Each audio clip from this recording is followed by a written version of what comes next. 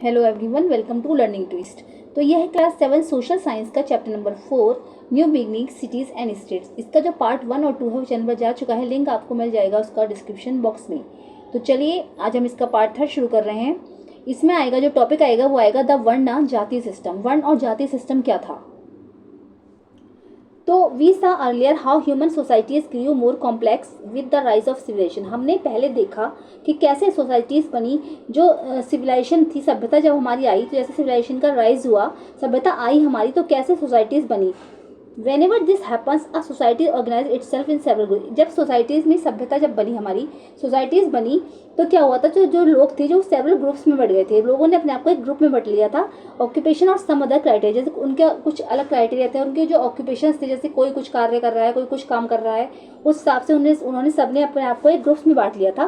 For instance there could be different groups concern with governance, administration, region, education, trade, town planning, farming, crafts, arts and all kinds of other profession. जैसे कि लोगों के अलग अलग occupations होते थे। मान लीजिए कोई एडमिनिस्ट्रेशन के हिसाब से अलग ग्रुप में बढ़ गया है, कोई रिलीजन के हिसाब से है, कोई शिक्षा के आधार पर, कोई ट्रेड के हिसाब से, कोई टाउन, जैसे कोई किसी टाउन में रहना उसकी प्लानिंग के हिसाब से, फार्मिंग के हिसाब से, क्राफ्ट्स के हिसाब से, आर्ट्स के हिसाब से, और भी जो और लोगों के प्रोफेशंस थे उसके हिसाब से लोगों ने अपने आप को एक ग्रुप में बांट लिया था। चलिए आगे देखते हैं। जैसे मान लीजिए जो है पेंटिंग मिली है, a panel of the Sanchi stupa depicting a smithy, जैसे कि मेटल वर्कशॉप, जो कि मेटल की वर्कशॉप से एक मिली है। Where different workers bring firewood, water, stoke the fire, beat the iron. जैसे में अलग अलग वर्कर्स हैं, कुछ काम कर रहे हैं, जैसे कि ये पानी लेकर आ रहे हैं ना, कोई जैसे इधर आयरन को पीट रहा है, कोई इधर आग जला रहा है, कोई कुछ कर रहा है, कोई कुछ कर रहा है। इस तरीके से वर्कर्स हैं। इन वर्कर्स की जो एक पेंटिंग यहाँ पर मिली है, ठीक है। A few punch mark coins from various ancient cities of North India. और ऐसे ही ये 5 मार्क्स कॉइन्स हैं जो कुछ नॉर्थ इंडिया के अलग अलग सिटीज़ से मिले हैं, ठीक है। चलिए अब आगे देखते हैं। Let us explore. In an ideal society all those group would complement each other and work in harmony. जो क्या होता है, एक आइडियल सोसाइटी में जितने भी ग्रुप बने हैं वो एक दूसरे को कॉम्प्लीमेंट करते हैं, है ना, वर्क के हिसाब से, ठीक है, और जिससे कि शांति बनी रहे। सब एक दूसरे के साथ रहते थे जिससे कि शांति बनी रहे। But most of the time, लेकिन कभी कभी क्या होता था, this division also lead to inequality. इन डिविजन में जब एक ग्रुप में बटे रहते थे तो इसमें इनइक्वालिटीज भी फैलती थी, इससे जो है असमानताएं आती थी। सम ग्रुप्स एक्वायर, क्योंकि किसी ग्रुप के पास जो है पैसा ज़्यादा होता था, कोई ज़्यादा पावरफुल होता था, कोई किसी का पावर ज़्यादा होती थी, इन्फ्लुएंस देन अदर्स, दूसरों की अपेक्षा कोई ज़्यादा मालदार होता था, तो मालदार लोग जो थे वो एक ग्रुप में आ गए थे, गरीब लोग एक ग्रुप में चले गए थे। इन अदर वर्ड्स, दूसरे शब्दों में अगर देखें, while equality is an ideal that human societies have often aspired to, very few if any have ever achieved. क्या होता है कि अगर इक्वलिटी बनी रहेगी समाज में तो ह्यूमन सोसाइटीज़ में जो शांति बनी रहती है। लेकिन कभी कभी क्या होता है, जब ग्रुप्स में लोग बढ़ते थे इससे इनइक्वालिटीज फैल रही थी। In India the society was organise in a two fold system. India में क्या होता है, सोसाइटी जो थी वो टू फोल्ड सिस्टम में डिवाइड हो गई थी। वन कैटेगरी वाज द जाति, एक जो कैटेगरी थी वो जाति की होती थी, एक कैटेगरी तो जाति में बढ़ गई थी। A group or community of people with a specific professional occupation closely tied to their livelihood. ऐसा जाति एक ऐसी चीज हो गई, जैसे मतलब एक ऐसे लोगों का ग्रुप जिसमें सेम प्रोफेशन वाले लोग रहते हैं, सेम अपने हिसाब से, मतलब पैसा वगैरह जो है उनके पास एक ही सेम उसका होगा, तो वो एक जैसा जीवन यापन करते हैं। तो उस तरीके से वो जो जाति में बढ़ गए थे। The skills that defined a particular जाति, जैसे कुछ दूसरी जो जाति होती है जिसमें जो लोग स्किलफुल लोग रहते हैं, जैसे किसी को कुछ आता है, जैसे मान लीजिए कोई स्किल इन एग्रीकल्चर, जो कोई खेती करता है तो वो एक अलग ग्रुप के हो गए, किसान हो गए, मेटलर्जी वाले हो गए, कॉमर्स और हैंडीक्राफ्ट वो generally transmitted from generation to generation. इस तरीके से जाति जो थी 2 ग्रुप में बटी थी। लाइवलीहुड के हिसाब से सब अलग अलग हिसाब से अपनी जातियों में बढ़ गए थे। और फिर अ जाति वुड गेट फर्दर सब डिवाइडेड इनटू सब जाति। उसके बाद भी जाति जो थी आगे को सब जाति इसमें डिवाइडेड हो गई। Each of which develops customs and traditions of its own. जिसके सब जाति बटी तो उनके जो कस्टम्स थे, जो उनके रिचुअल्स थे, जो ट्रेडिशंस थे, वो अपने अलग अलग हिसाब से बढ़ गए। For instance concerning marriage rituals और फूड हैबिट, उसके हिसाब से सब जाति के हिसाब से उनकी मैरिज होने लगी, उनके जो मैरिज रिचुअल्स थे और जो उनकी फूड हैबिट्स थी वो सब उनके सब जाति के हिसाब से होने लगा, मतलब सब अपने अपने ग्रुप्स में बढ़ गए। Along with the जाति there is another category, जाति के हिसाब से साथ साथ एक कैटेगरी और थी, that of वर्णा, जो कि वर्ण कहलाई, है ना, वर्ण थी वो। A concept that emerged from Vedic text, वर्ण में वर्ण के हिसाब से वो लोग जिनको वेदों का ज़्यादा ज्ञान होता था। जब देयर वर 4 वर्ण, क्या होता था कि 4 जो है वर्ण माने गए। जो सबसे पहले आते थे Brahmins. Brahmins were engage in preserving and spreading knowledge. Brahmins को में वो लोग आते थे जो नॉलेज, जो ज्ञान का प्रचार प्रसार करते हैं, जो ज्ञान को फैलाते थे। And in the performance of ritual, और जो रिचुअल्स को परफॉर्मेंस करते, मान लीजिए जो यज्ञ और हवन वगैरह करते थे, वो ब्राह्मण्स की कैटेगरी में आते थे।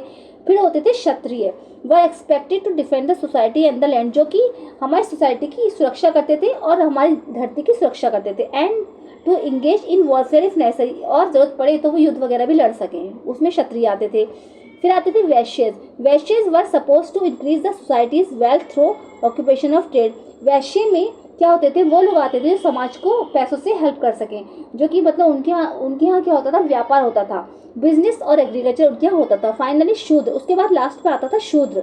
शूद्र वर्दा, इसमें होते थे, इसमें जो होते थे आर्टिशंस होते थे, जिनके यहाँ जो कला का काम होता था, आर्टिशंस होते थे, क्राफ्ट्स पीपल होते थे, वर्कर्स होते थे और सर्वेंट्स होते थे। ये सबसे लास्ट शूद्र में आते थे, इसलिए 4 वर्ण बताए गए हैं। ठीक है, चलिए। तो there is a historical evidence both in text and inscriptions that in the early period individuals and communities change their professional occupation if circumstances demanded. तो क्या होता था, ऐसे बहुत सारे एविडेंस भी मिले हैं, बहुत सारे सबूत मिले हैं, जिसमें कि जो टेक्स्ट में लिखा हुआ है, इंस्क्रिप्शंस पे लिखा हुआ है कि जैसे मान लीजिए जो ग्रुप थे, जो जातियाँ थी, जो वर्ण थे, उसके हिसाब से तो जैसे कुछ लोग जो थे वो अपना ऑक्यूपेशन बदल भी सकते थे। मान लीजिए कहीं नेचुरल डिजास्टर आ गया, जैसे कि बाढ़ आ गई है या फिर भूकंप वगैरह आ गया, कुछ ऐसा हुआ है जिससे कि लोगों को अपना ऑक्यूपेशन बदलना पड़ता था। ऐसा नहीं कि अगर आर्ट क्राफ्ट पर्सन है तो वो अपना नहीं बदलेगा। किसान भी बहुत सारे जो मिलिट्री में शामिल हो गए थे, उन लोगों ने अपनी जो है खेती करना छोड़ के, जैसे मान लीजिए फसल खराब हो रही है, सूखा पड़ रहा है, पानी नहीं पड़ रहा तो फसल खराब हो रही, तो वो लोग जाकर मिलिट्री में शामिल हो जाते। तो ऐसा कोई रूल नहीं था कि ये लोग अपना जो ऑक्यूपेशन बदल नहीं सकते। This complex system structured Indian society organized its activities including economic ones and therefore gave it some stability। इससे क्या होता है, इससे समाज में जो है स्टेबिलिटी बनी हुई थी कि अगर लोगों को ये काम पसंद नहीं आ रहा है, कोई परेशानी है, तो वो अपना जो है ऑक्यूपेशन चेंज कर सकते हैं। In time however the system became rigid. समय के साथ साथ जो ये सिस्टम था ये रिजिड होता चला गया एंड लीड टू इनइक्वालिटीज, और देश में जो है इनइक्वालिटीज, असमानताएं आती चली गई and discrimination towards the lower jatis और some communities excluded from the one jati system. समय के साथ साथ ये जो सिस्टम था बहुत टफ होता चला गया, असमानताएं आती चली गई, लोगों में भेदभाव बढ़ता चला गया, और जिससे कि समाज जो था वर्ण और जाति में बढ़ गया।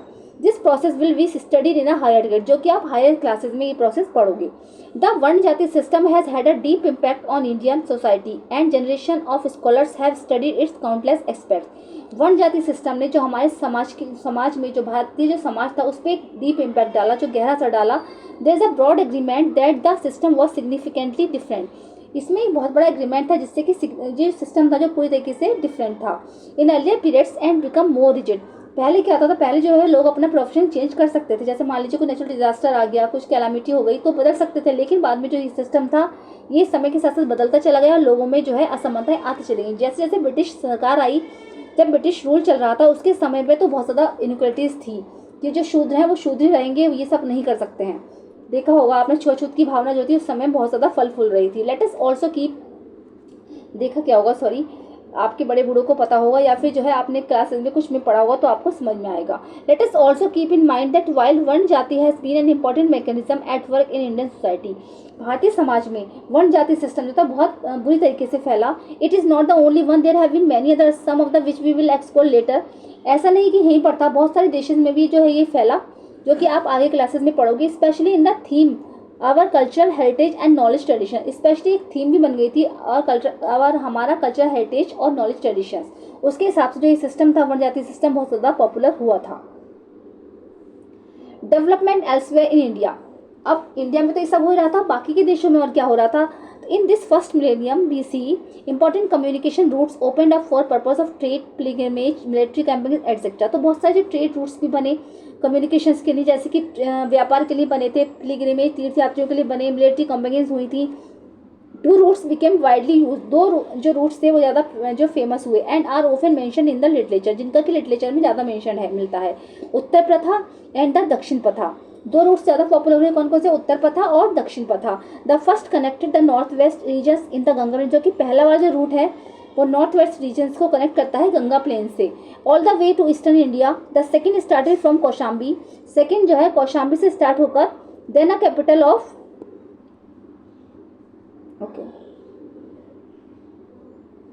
One of the mahajanapada and cross the Vindhya range of hills to proceed all the way south, जो कि साउथ में विंध्या रेंज तक क्रॉस करता है, ठीक है, जो एक ऐसा महाजनपद है, एंड क्रॉस द विंध्या, जो कि विंध्या रेंज को क्रॉस करता हुआ साउथ तक जाता है। We will return to these routes when we explore the formation of empires in India. हम इन रूट्स पर दोबारा लौटेंगे जब हम भारत में एम्पायर्स की डिटेल पढ़ेंगे कि एम्पायर्स का निर्माण कैसे हुआ, क्योंकि इसमें तो हमने जनपद और महाजनपद के बारे में ही जाना है। Many lateral routes also connected with other parts of India, ऐसे बहुत सारे रूट्स और भी बने, जो रूट्स मिले जो कि भारत में जो एक दूसरे पार्ट्स को आपस में कनेक्ट करते हैं। Specially the important parts of the western and eastern coast, specially क्या है, ईस्टर्न और वेस्टर्न पार्ट्स जो है उस पर कनेक्ट करते हैं। जैसे मान लीजिए ये पेनिनसुला है इंडिया में, तो ये तो हो गया हमारा ईस्टर्न कोस्ट, ठीक है, अंदर की ईस्टर्न कोस्ट, और ये हो गया वेस्टर्न कोस्ट, इस तरीके से। तो जो ईस्टर्न और वेस्टर्न कोस्ट को कनेक्ट करते हैं। In the eastern region major cities, eastern region में बहुत सारे सिटीज डेवलप हुए, सच एज शिशुपालगढ़ है, सबसे पहला ऐसा ही शहर था शिशुपालगढ़ है। Today Shishupalgarh part of, sorry Shishupalgarh है ये, Shishupalgarh today Shishupalgarh part of Bhubaneswar, जो कि आज भुवनेश्वर का पार्ट है। Which was the capital of the Kalinga region and the followed a strict square ground plan, जो कि कलिंग की राजधानी हुआ करता था। With imposing fortification and broad street, इसमें क्या था, इसमें बहुत बड़े बड़े फोर्टिफिकेशन थे और ब्रॉड जो है स्ट्रीट थी, सड़कें इनकी बहुत चौड़ी थी, क्योंकि चारों तरफ जो है कलिंग रीजन में किलाबंदी कर दी गई थी। In the subcontinent southern regions cities began emerging from about 400 BC, although recent exception claim to find some signs of commercial activities going further back. आगे आपको कुछ ऐसे भी साइन मिलेंगे जो कमर्शियल एक्टिविटीज़ के बारे में दिखाते हैं, क्योंकि जगह जगह सब कॉन्टिनेंट्स में भी, साउथर्न रीजन के जो सब कॉन्टिनेंट थे उसमें भी ऐसा देखने को मिलता है। Around this time 3 kingdoms emerge, इस टाइम पर क्या हुआ था, 3 किंगडम जो थे बहुत ज़्यादा पॉपुलर हुए, जैसे कि चौलास, चेरास एंड द पांड्यास, ये जो 3 जो किंगडम थे वो ज़्यादा पॉपुलर हुए थे, ठीक है। पिक्चर्स हम बाद में देख लेंगे। Apart from the archaeological evidence the most ancient Tamil literature mention those kingdoms and several of their Kings, ठीक है। तो अपार्ट फ्रॉम आर्कियोलॉजिकल एविडेंस जो मिले हैं, जगह जगह खुदाई हुई है तो उसमें जो आर्कियोलॉजिकल एविडेंस मिले हैं, उसके अलावा बहुत सारे तमिल लिटरेचर के भी सबूत मिले हैं इन राज्यों में कि इस तरह से जो राज्य था ये कैसे फैल रहा था, and several of their Kings, और इसमें बहुत सारे जो राजा थे उनके भी सबूत इसमें मिले हैं। Because the southern regions are rich in resource, क्योंकि जो साउदर्न रीजन्स था, जो तमिल वाला जो रीजन था बहुत ज़्यादा रिसोर्सेज में रिच था, सच एज प्रीशियस, क्योंकि इसमें जो है प्रीशियस और सेमी प्रीशियस स्टोन्स मिलते थे, गोल्ड मिलता था, और स्पाइसेस की यहाँ पर स्पाइसेस बहुत ज़्यादा मिलते थे। They profitably traded not only with the rest of India but also with kingdoms and empires overseas. तो उसमें क्या था, ये जो राजा थे, ये राजा सिर्फ जो है इंडिया में ही व्यापार नहीं कर रहे थे, ट्रेड नहीं कर रहे थे, बल्कि समुद्र के रास्ते बाहर जा जाकर भी ये लोग आपस में एक दूसरे से व्यापार कर रहे थे, ये जो है आपस में एक दूसरे से कनेक्टेड थे। बाय 300 और 200 BC almost the entire subcontinent including regions in the north east was one vibrant interconnected lands. Goods and cultures traveled from region to region and often beyond India to parts of Central and Southeast Asia. तो India में तो व्यापार होता ही होता था, मतलब India में क्या था, एक दूसरे से कनेक्टेड रूट्स बने हुए थे, तो इंडिया में तो ट्रेड अच्छा था ही था, एक्सपोर्ट इंपोर्ट के मामले में भी दूर देशों से भी ये सब चलता था। अबाउट द सेम टाइम, उसी समय में the mahajanapada cease to exit leaving the place to fresh development. Mahajanapada जो थे, कुछ महाजनपद ऐसे थे जो जनपद में नहीं मिले थे, वो महाजनपद जो थे वो अलग से थे, और जनपद जो महाजनपद में मर्ज हुए थे ना, तो ऐसा नहीं था। कुछ जनपद ऐसे थे जो महाजनपद में जो है नहीं मिले थे, वो जनपद अलग रहकर अपने इंडिपेंडेंटली अपने जो व्यापार वगैरह कर रहे थे। और महाजनपद जो थे क्रीज to exist leaving the place to fresh development that were going to reshape India. Mahajanapada भी अलग हो चुके थे, वो भी भारत को एक नया शेप देने में मस्त थे, मतलब मशहूर थे, महाजनपद को एक नया शेप दे रहे थे, वो अपनी इंडिया को एक रीशेप कर रहे थे, इंडिया को एक नया शेप दे रहे थे उस समय में। तो जनपद और महाजनपद का विकास हमने इस चैप्टर में देख लिया है, ठीक है। तो चैप्टर भी आपका कंप्लीट हो चुका है। कैसे लगे जरूर बताइएगा, पसंद आया तो इसको लाइक करिए, चैनल में फर्स्ट टाइम विजिट कर रहे हैं तो प्लीज़ सब्सक्राइब करिए, साथ में बेल आइकन भी प्रेस करिए। मिलते हैं नेक्स्ट वीडियो में। Thank you so much.